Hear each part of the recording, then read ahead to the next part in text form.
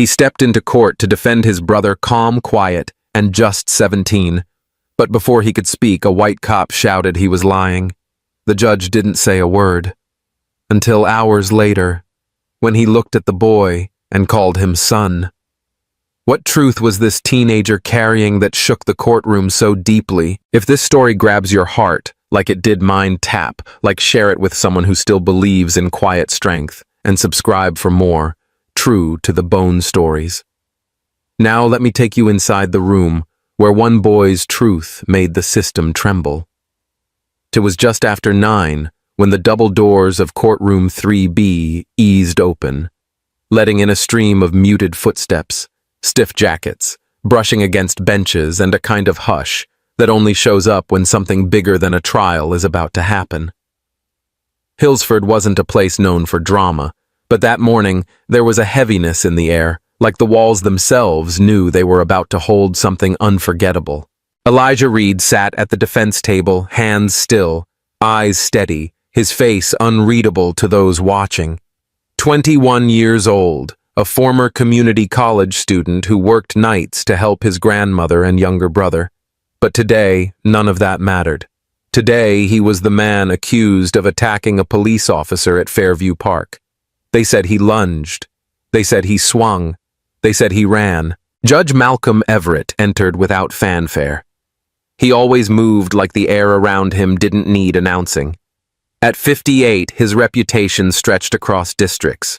People called him firm, fair, and frightening in his silence. He lowered himself into his chair with the grace of someone who'd done it 10,000 times and looked briefly over the room, his gaze passing across the rows of observers, pausing for half a second on Elijah. His expression did not change. To his left, the Assistant District Attorney Brent Keller sat organizing papers he had already memorized. Keller was white-polished and calculating, the kind of man who made every word land exactly where he wanted. He leaned back, legs crossed, just enough to show confidence, and tapped his pen once, twice, 3 times against his folder, a habit he used when gearing up to dismantle someone's credibility. Seated directly behind him was Officer Lydia Harrow, the woman who said Elijah had assaulted her. She was stiff in her uniform posture, tight mouth pulled into a line that never quite softened. Years on the force had taught her how to hold herself like stone, but her eyes were active, sharp, watching, waiting. And in the back corner, barely noticeable to those who didn't know where to look, sat Ruby Reed. She wore a faded scarf and kept her coat on despite the room being too warm. Her hands rested on her lap, one thumb moving back and forth over a folded photograph she'd carried with her for years. She didn't speak. She didn't shift. But her presence anchored the entire space like someone who had already lived through too much to be surprised by anything else. The courtroom settled into its formal rhythm. The charges were read. The jury was addressed. Keller stood and painted a picture of a violent, unpredictable young man who had disrespected law and order. He used careful words, polished phrases, drawing lines between duty and danger, between uniform and threat. He spoke as if every sentence carried the weight of public safety, and his voice never once faltered. The defense attorney, Ms. Rivera, remained composed, occasionally jotting notes while Keller spoke. She didn't interrupt. Not yet. She was new to the case, but seasoned enough to know when to stay quiet. Her face betrayed no reaction, but her hands gripped her pen a little tighter every time the word assault came up. Still no one spoke of Micah. There was no mention of a second brother. No hint that the story the jury was hearing might be incomplete. Not from Keller, not from Rivera, not even from Ruby. But the silence carried weight. And for anyone who listened closely, there was something hanging in the air like a story not yet spoken, a name not yet called. As Judge Everett turned the page in his notes and adjusted his robe, his fingers paused over a small crease in the corner of one folder. He looked up, just for a moment, not long enough to make a statement, but long enough to suggest he noticed something. Then his face closed again. He gave a short nod. The clerk rose, and Officer Lydia Harrow stepped forward to take the stand. She swore her oath. Her voice was clear, steady, but when she glanced toward the gallery, her eyes lingered for a moment on the space beside Ruby Reed, an empty chair, her brow furrowed almost imperceptibly. as if someone she expected to see wasn't there. And still the name hadn't been spoken. Micah Reed. Not yet. But the moment he did enter that courtroom, everything they thought they understood would begin to unravel. The courtroom was beginning to breathe again. After Officer Harrow's testimony, the air had grown still as if the story had already been told, and all that remained was the formality of sentencing. Even Judge Everett seemed ready to shift forward. His fingers rested on his notes, prepared to turn the page. Then the voice came soft, firm, and completely unexpected. The defense calls Micah Reed, brother of the accused. Time did not stop. It changed shape. It bent like heat rising from asphalt, warping everything in its path. Assistant District Attorney Brent Keller shot up from his seat so quickly, his chair scraped loudly against the floor. Objection, Your Honor. This witness was not disclosed. The prosecution was not given fair notice. The integrity of this proceeding, Judge Everett did not respond immediately.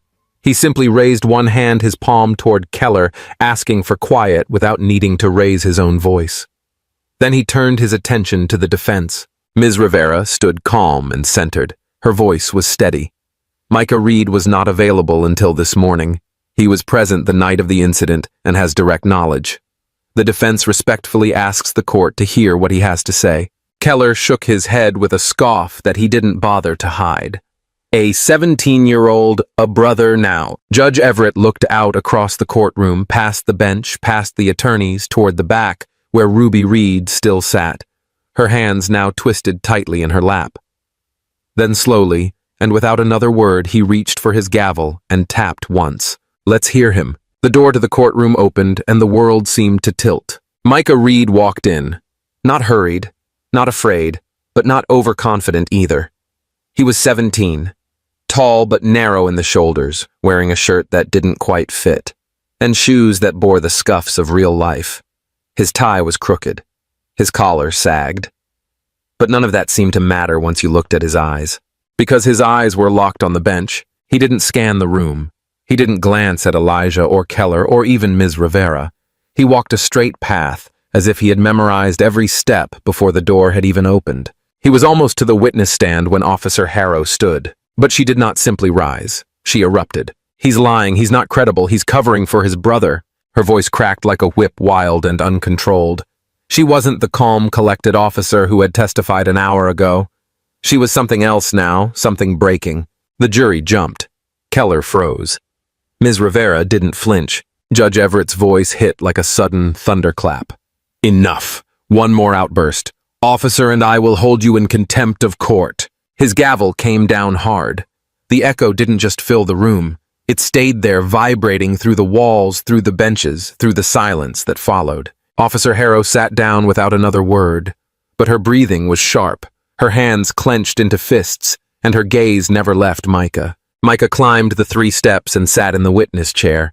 He adjusted the microphone not because he needed to, but perhaps because it gave him something to do with his hands. He raised one hand and took the oath. His voice was clear. I do. He looked forward again, but now it was not just forward, it was directly at Judge Everett. And Judge Everett looked back. Their eyes locked, and for the first time all day, Everett hesitated. A flicker passed across his face. He blinked. Not quickly, not sharply, but slowly, as if part of him needed a second longer to process what stood in front of him. Ms. Rivera remained quiet, letting the air settle. Then she asked, Micah, where were you on the evening of April 14th? Micah didn't raise his voice. He didn't rush. He simply said, I was there. With my brother. I saw everything.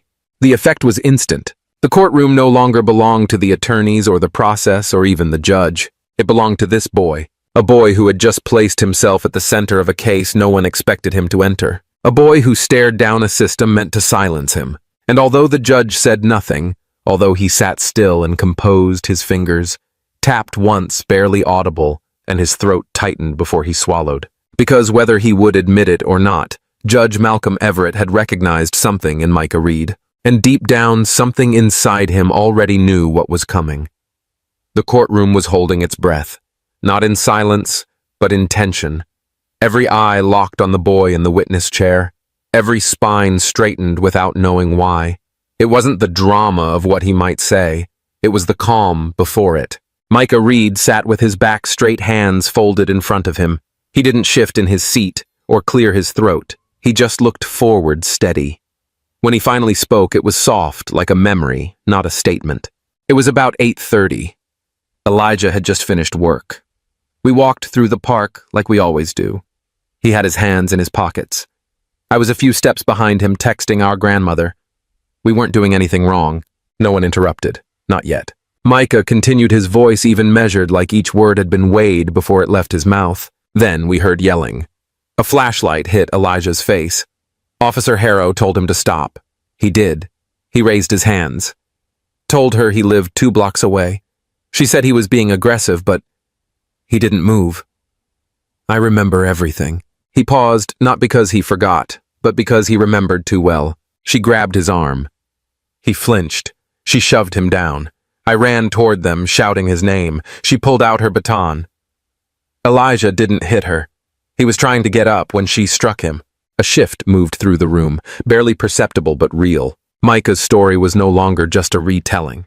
It was a quiet confrontation. Assistant District Attorney Brent Keller leaned forward, lips tight. His voice was cool, almost mocking. Rehearsed testimony. Or do you just have photographic memory? Micah didn't blink. I remember everything. That's why I came. No drama, no anger. Just a sentence that echoed louder than any gavel. Then Ms. Rivera rose from her chair and addressed the judge. Your Honor, we ask to present Exhibit 7, surveillance footage from Gomez Market across from the park. Judge Everett nodded once. The lights dimmed. A screen lowered. What followed was grainy and gray, but clear enough. Elijah stood still as Officer Harrow approached, her flashlight shining directly into his face. He didn't lunge. He didn't raise his voice. His hands were in plain sight. Then she reached, grabbed his wrist. He jerked back instinctively. She shoved him. He stumbled, tried to get up. She struck him twice. The courtroom held still, as if afraid to breathe. And then in the far side of the screen, Micah appeared, running toward them, too late to stop it. The screen went black. Silence. Judge Everett leaned back slowly. One hand gripped the armrest of his chair, not in judgment, but like he needed something solid to hold on to. His eyes stayed on the blank screen as if the truth was still playing there. In the gallery, Ruby Reed wiped her eyes without lifting her head. Micah sat motionless, hands folded again, waiting. And in that hush, something heavier than a verdict settled over the room. Truth had found its voice, and the system had no choice but to listen. The courtroom was still echoing with the silence that had followed the footage. People weren't shifting. They weren't murmuring. It was that rare, suspended kind of quiet when everyone knows they've just witnessed something they weren't supposed to forget. Officer Lydia Harrow sat stiffly in her chair, arms locked across her chest. Her face had gone from stone-cold certainty to something brittle, something that didn't quite know how to hold itself together anymore. And then she leaned ever so slightly toward her attorney and muttered under her breath, not loud enough for the jury to hear.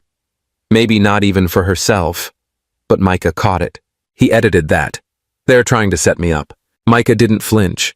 He just looked forward, eyes steady. There was no victory in his face, no smug satisfaction, only the same quiet weight he'd carried since the moment he stepped into the room. Then he turned his head slowly toward Judge Everett, and in a voice low, almost as if it was only meant for 2 people in the entire courtroom to hear, he said, "He told me. If I ever ended up in court, I should look him in the eye."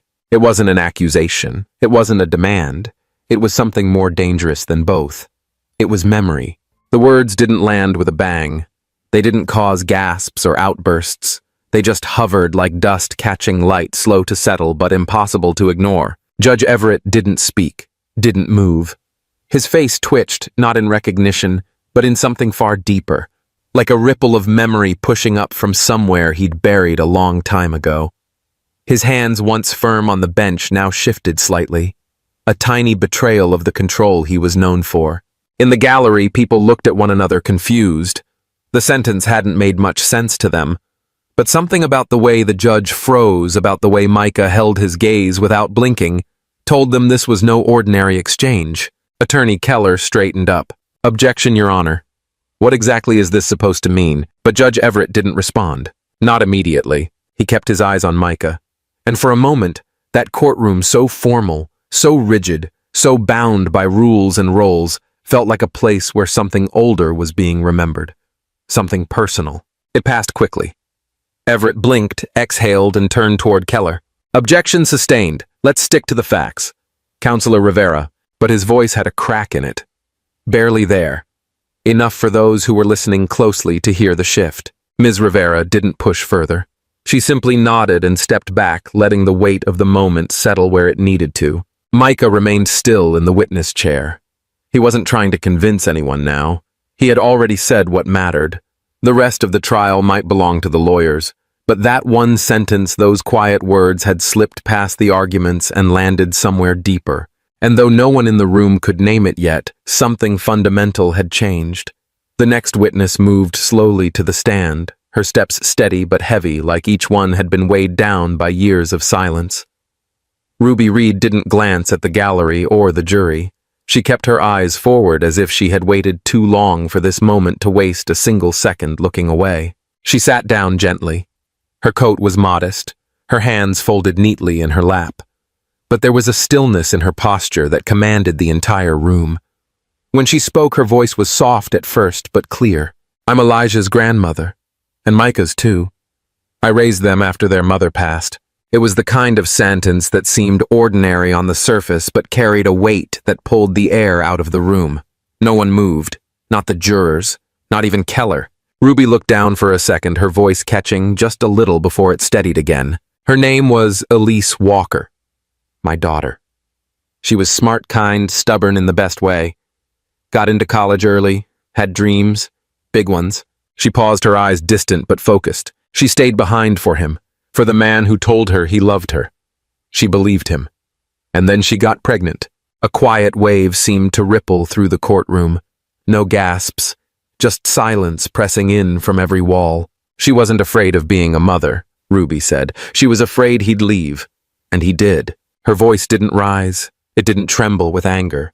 If anything, it felt like someone reading a letter written years ago, already folded and faded. Attorney Keller leaned forward slightly, his tone cautious. Ms. Reed, do you know who the father is? Ruby turned her head slowly toward him.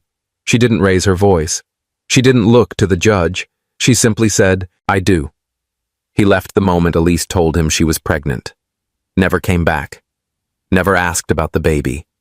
Never once looked his son in the eye. Keller glanced toward the judge's bench but said nothing more. He didn't need to. Neither did Ruby. Judge Everett sat motionless. His hands resting atop a stack of files began to shift. He opened the case folder in front of him and turned the page with deliberate care. There it was, printed neatly near the bottom, Elise Walker. The name stared back at him like a ghost he had spent half his life forgetting. He didn't speak. But his expression changed. Just barely. A slight tremor in his fingertips as he slid the page back, a subtle breath that caught before it left his chest. Micah, still seated beside his defense attorney, watched him. He wasn't looking at Ruby. He wasn't reacting to Keller. His eyes stayed locked on Everett, quiet and steady, like a boy who had waited years for a man to see what he had become. The courtroom didn't know what to make of it. The jurors looked from Ruby to the judge, then back again. No one said a word, but the stillness said enough. For the first time, the truth wasn't in the testimony. It wasn't in the files or the footage. It was in the space between people. In the way Judge Everett's shoulders seemed just a little heavier. In the way Ruby Reed closed her eyes after finishing her sentence, like she had finally set something down after holding it for decades. Micah didn't smile, didn't flinch. But in that silence, something passed between him and the man behind the bench. And though it was not spoken aloud, it was heard by everyone who had been listening closely enough. What had started as a case about violence in a park was no longer just about a punch or a badge. It was about a name, a mother, a silence that had lasted 17 years too long, and the judge who finally had to hear it. The next witness moved slowly to the stand, her steps steady but heavy, like each one had been weighed down by years of silence. Ruby Reed didn't glance at the gallery or the jury. She kept her eyes forward as if she had waited too long for this moment to waste a single second looking away. She sat down gently. Her coat was modest, her hands folded neatly in her lap, but there was a stillness in her posture that commanded the entire room. When she spoke, her voice was soft at first, but clear. I'm Elijah's grandmother, and Micah's too. I raised them after their mother passed. It was the kind of sentence that seemed ordinary on the surface, but carried a weight that pulled the air out of the room. No one moved. Not the jurors. Not even Keller. Ruby looked down for a second, her voice catching just a little before it steadied again. Her name was Elise Walker, my daughter. She was smart kind, stubborn in the best way. Got into college early, had dreams, big ones. She paused, her eyes distant but focused. She stayed behind for him. For the man who told her he loved her. She believed him. And then she got pregnant. A quiet wave seemed to ripple through the courtroom. No gasps. Just silence pressing in from every wall. She wasn't afraid of being a mother, Ruby said. She was afraid he'd leave. And he did. Her voice didn't rise. It didn't tremble with anger. If anything, it felt like someone reading a letter written years ago, already folded and faded. Attorney Keller leaned forward slightly, his tone cautious. Ms. Reed, do you know who the father is? Ruby turned her head slowly toward him. She didn't raise her voice. She didn't look to the judge. She simply said, I do. He left the moment Elise told him she was pregnant. Never came back. Never asked about the baby. Never once looked his son in the eye. Keller glanced toward the judge's bench but said nothing more. He didn't need to. Neither did Ruby. Judge Everett sat motionless. His hands resting atop a stack of files began to shift. He opened the case folder in front of him and turned the page with deliberate care. There it was, printed neatly near the bottom, Elise Walker. The name stared back at him like a ghost he had spent half his life forgetting. He didn't speak, but his expression changed, just barely. A slight tremor in his fingertips as he slid the page back, a subtle breath that caught before it left his chest. Micah, still seated beside his defense attorney, watched him. He wasn't looking at Ruby. He wasn't reacting to Keller. His eyes stayed locked on Everett, quiet and steady, like a boy who had waited years for a man to see what he had become. The courtroom didn't know what to make of it. The jurors looked from Ruby to the judge, then back again. No one said a word, but the stillness said enough. For the first time, the truth wasn't in the testimony. It wasn't in the files or the footage. It was in the space between people. In the way Judge Everett's shoulders seemed just a little heavier. In the way Ruby Reed closed her eyes after finishing her sentence like she had finally set something down after holding it for decades. Micah didn't smile, didn't flinch. But in that silence, something passed between him and the man behind the bench. And though it was not spoken aloud, it was heard by everyone who had been listening closely enough.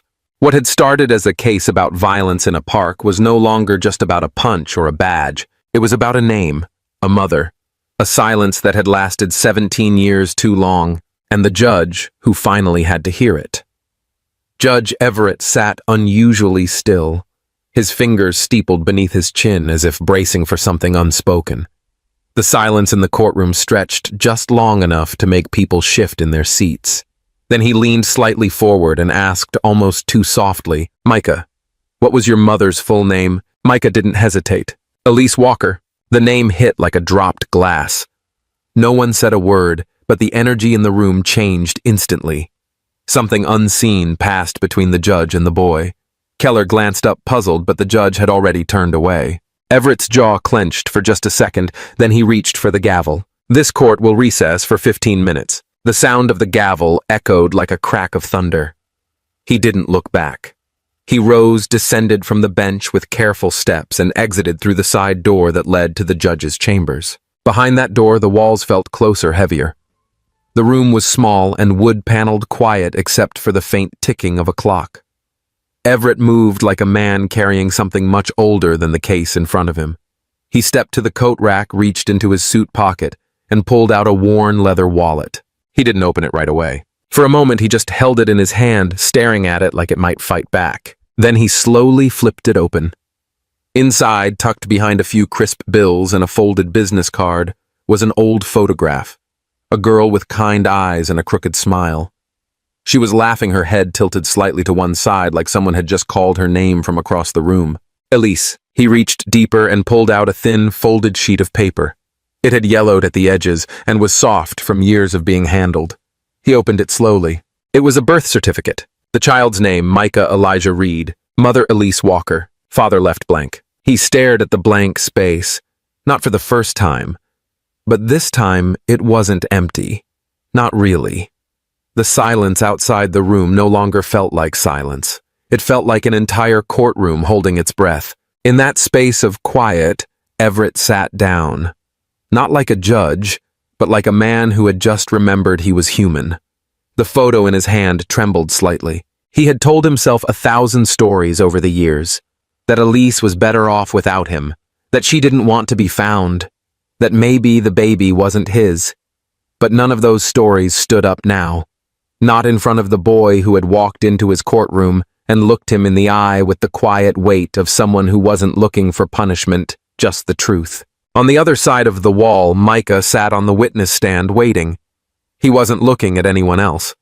Just at the bench where Everett had been, the same way a child watches the door hoping for someone to come back through it. He had waited 17 years for a name, and now the only man who could say it aloud had left the room. The courtroom had never felt more still than in the moment Judge Malcolm Everett finally leaned forward, his voice low but clear. "Micah," he said, "what was your mother's full name?" The young man answered without hesitation.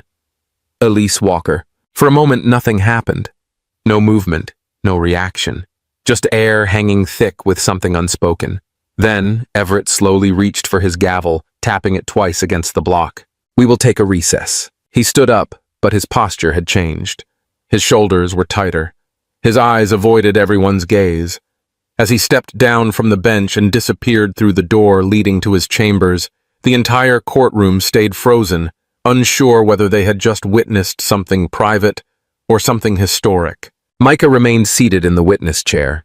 His fingers rested on the wooden arms, calm but alert. His eyes followed Everett's path until the judge was gone.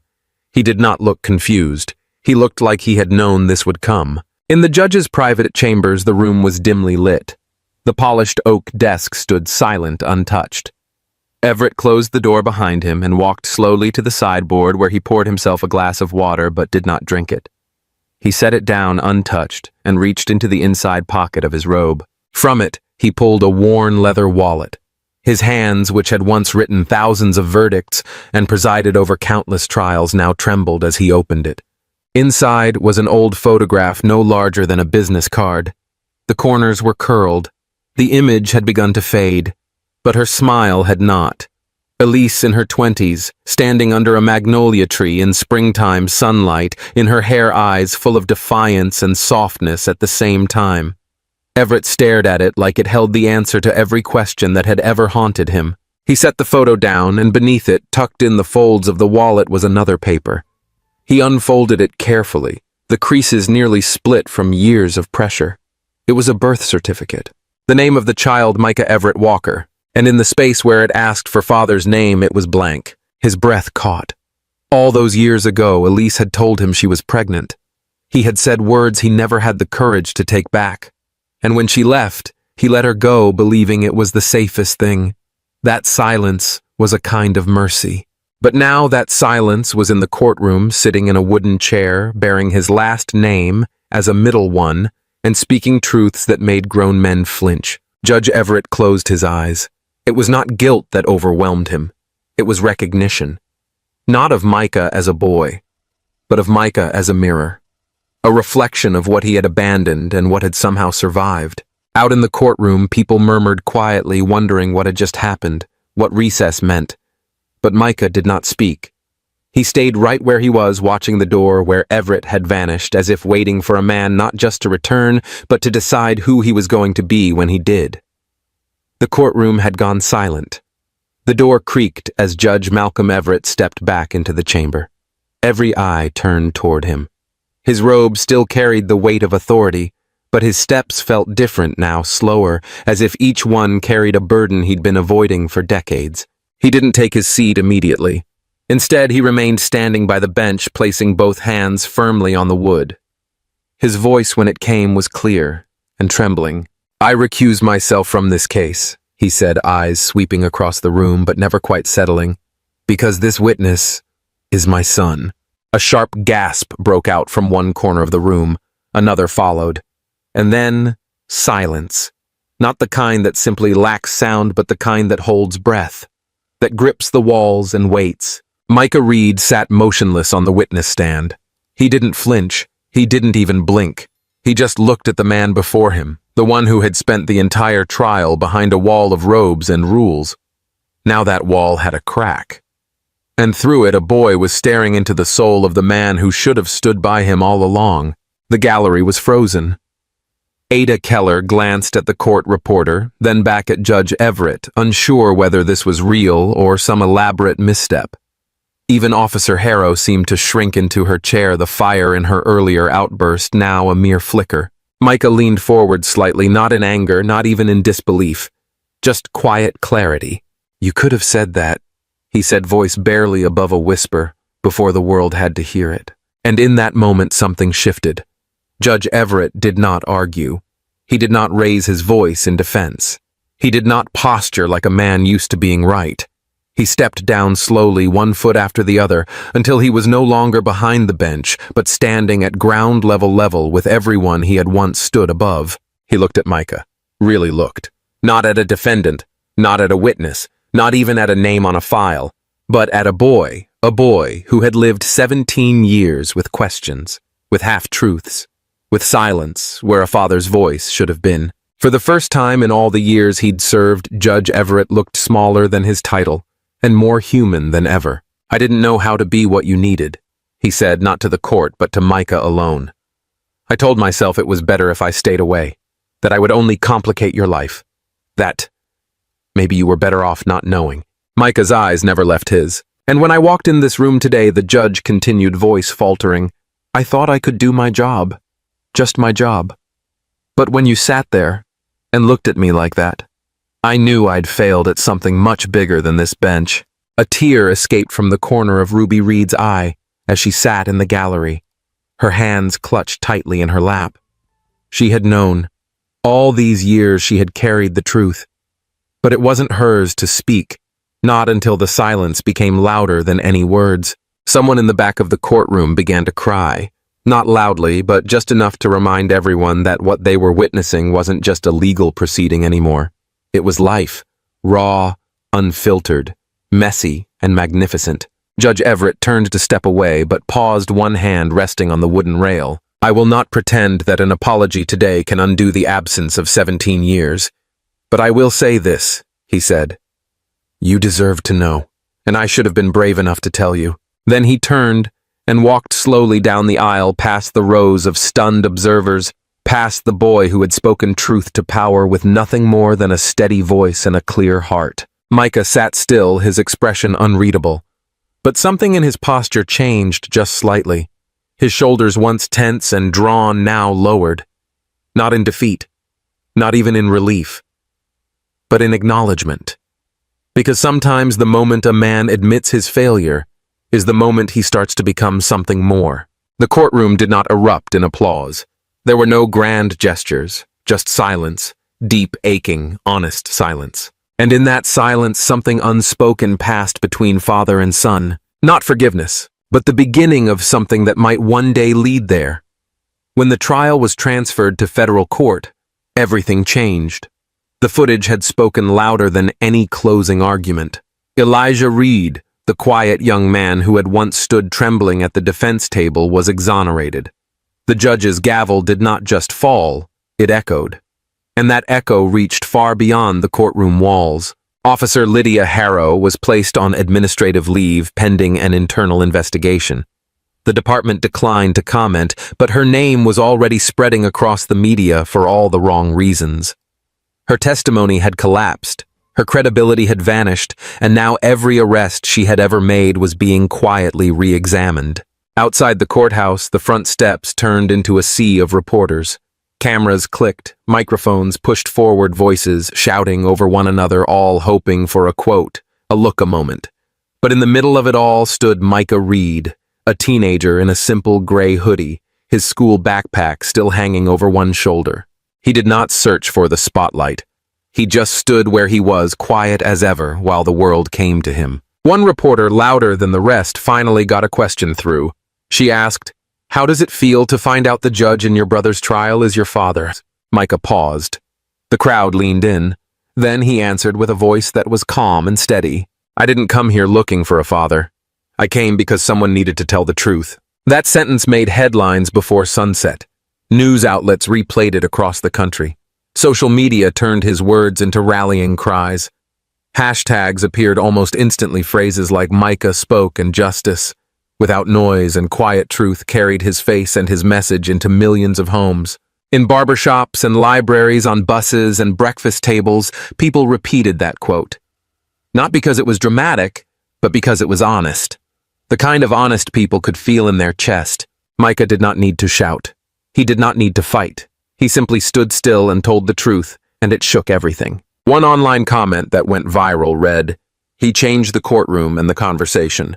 And he did it without ever raising his voice. In Hillsford, small but permanent changes began. The mayor's office announced the creation of a civilian oversight committee. Police leadership pledged to review officer conduct policies. At the school board meeting, a teacher mentioned Micah by name, while proposing a new curriculum on ethics and civic responsibility. But while the city talked about him, Micah returned to school on Monday like any other day.